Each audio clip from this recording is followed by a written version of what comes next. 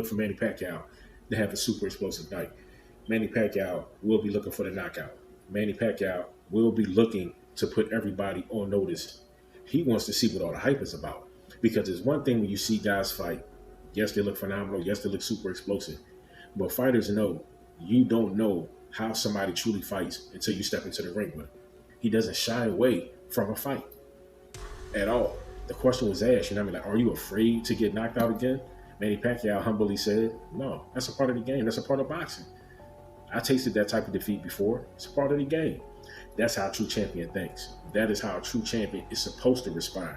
You're not supposed to be afraid to get knocked out. That's a part of the fight game. You step into the ring, you put your hands up, you glove up, you wrap your hands up just like the next man. So if you get caught with the right shot at the right time, you can't get hurt, you can't get stopped, you can't get put to sleep. It's as simple as that. You putting your life on the line just like I put my life on the line. You bleed just like how I bleed.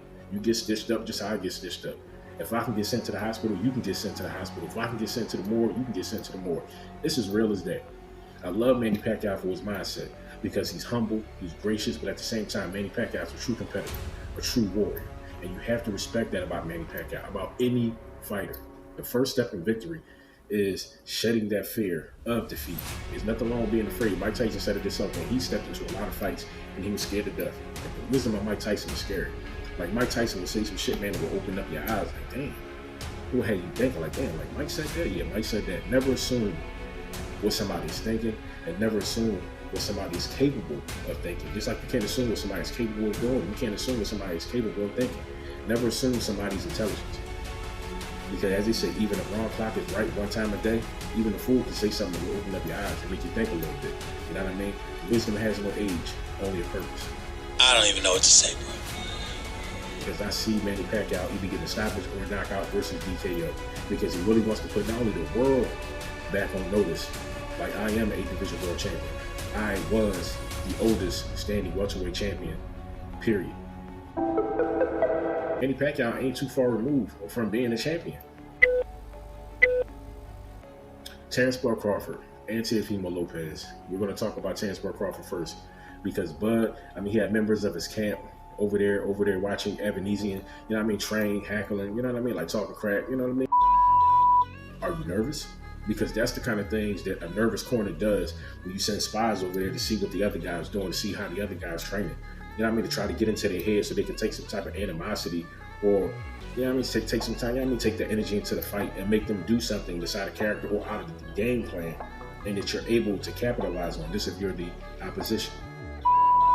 And I said, man, that's a little out of character, man. You know what I'm saying? True champions don't do that. Number one, you got to keep your team in check.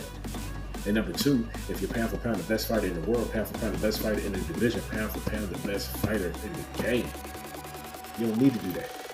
Terrence Bud Crawford, man, is under pressure. This is his BLK Prime debut. His first fight since walking away from the Errol Spence fight. So a lot of people are looking at Terrence Crawford like, how is he going to perform? The haters are looking at Terrence Crawford because they want him to lose. Because they want to say, aha, you know what? You should have took the Spence fight. Now you lost to a lesser opponent and you lost your title. Because the WBO title is on the line in this fight. And Evanesian, you heard Bo Mack say as they watch, Evanesian, and they go back and watch some of his fights and all, like, he is a dangerous competitor. Anybody is dangerous. Anybody. And Evanesian, I believe, he's like on a 6-fight win streak, So it's like, not only he's a tough competitor, but he's a game opponent. He's more used to winning than he is losing. He's coming off a victory opposed to coming off of a loss. Terrence Bud Crawford is a slow starter, so how will he start this fight? Because Evanesian, in my opinion, he's going to put that pressure on early. Yes, he's going to fill Terrence Crawford out just like Crawford is going to fill him out. But he's coming to take Terrence Crawford's title. So he has to be the aggressor for round one. Just like you're trying to fill Terrence Crawford out. At the same time, Evanesian, he has to come in there and be aggressive, be smart, be tactical, box well, pick his shots very wisely. Because Terrence Bud Crawford is smart. He may start slow, but at the same time, Bud is smart, he's strategic, has power, very athletic, quick, great punch selection. So Evanesian, if he makes a mistake, Bud is going to capitalize off of that mistake. And he can hurt Evanesian. He can stop Evanesian. Bud is a great finisher. So that is going to be not only an interesting fight, but that's going to be a good fight. Because not only because we want to see Bud Crawford back in action, but we want to see how he looks. Because what Crawford takes from this win or loss from Evanesian, he carries that into his next fight. And he said it himself. He didn't walk away from the Errol Spence fight. He did walk away from the table briefly, but that's just to fight Evan. After this fight, he wants to get back, hopefully, in talks with the PBC, you know what I'm saying, Floyd Mayweather and company, Errol Spence, and they want to get this fight made. And if he's adamant about that, if he's serious about that, then we're going to see this fight happen in 2023. And that's the whole point of Bud taking this fight, because he didn't want to be on the shelf all of 2022, waiting a year to get back into the ring. So now he's going to get into the ring, fight Evan, you know what I mean, call it a tune-up, call it whatever you want, but a fight is a fight. Upsets exist in the sport of boxing for a reason. So what we call a tune-up fight could wind up being an upset if Bud Crawford is not on his typical A game.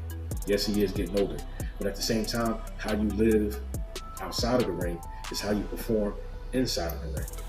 Bud Crawford, very athletic, fishes, wrestles, you know what I mean, does various things outside of the sport of boxing to keep himself active, you know what I mean, doesn't drink, doesn't smoke, he's not a victim of substance abuse, you know what I mean? Like I told y'all, same thing about Manny Pacquiao. Yes, Manny Pacquiao may be 44, but at the same time, he doesn't drink, he doesn't smoke, he plays basketball every day, he exercises, he runs, he's very active, not only as far as being a standing politician, but he's very active in the community, with his family, with his people, you know what I mean? Like I said, he plays sports, he's very active. Manny Pacquiao is a very active individual. So just because he walked away from the sport of boxing temporarily, I told y'all, temporarily, it doesn't mean that he's just going to, you know what I mean, like be, you know what I mean, going on vacation, eating whatever he wants, you know what I mean? Just like, no. Manny Pacquiao still maintains some level of discipline when he walked away from the sport of boxing. And returning to the sport of boxing, he still has that mindset, which is a champion's mindset. He still has the capability to perform at a high level, which I believe we shall see in this fight versus DKO. The same thing with Bud Crawford. He still performs at a high level. He trains at a high level. So when he gets into that ring, he's going to perform at a high level. Teofimo Lopez, moving up in weight, going into this division, the pressure was on, not only to perform at a high level, but to look good doing it. You know what I mean? Then after the weigh-in, he eating chocolate bars and all that, you know what I mean? I believe that's marketing, you know what I mean? Sponsorships. I'm going to chalk that up to that. But just because you eating chocolate bars doesn't mean Sandor Martin is sweet. Sandor Martin is coming into this fight to really derail Teofimo Lopez's career. A lot of people talk, but a lot of people who are smart, they listen, they watch, they pay attention. And from what I've seen from Teofimo Lopez, man, like Tio, like I said, man, like you look a little bit nervous, but it could just be me. I still hope he goes into this fight and performs at a high level. I hope we have a great fight. It should be a great night of boxing. There's some super explosive fights. Some super explosive fights all across the boards. You have great undercard. It's going to be a great undercard with Teofimo Lopez. You know what I mean? You got Jared Anderson, Xander Zayas. You got Tiger Johnson. You know what I mean? Like, it's going to be some great fights. A lot of great fights. You know what I'm saying? Going on in the sport of boxing tonight. We're talking as you stand up as your boy. Put your thoughts in the comments. Put your hearts in the comments. Don't put your soul. That's God's property. Come back, holler at your boy on the next one, man. Don't forget to like, comment, answer.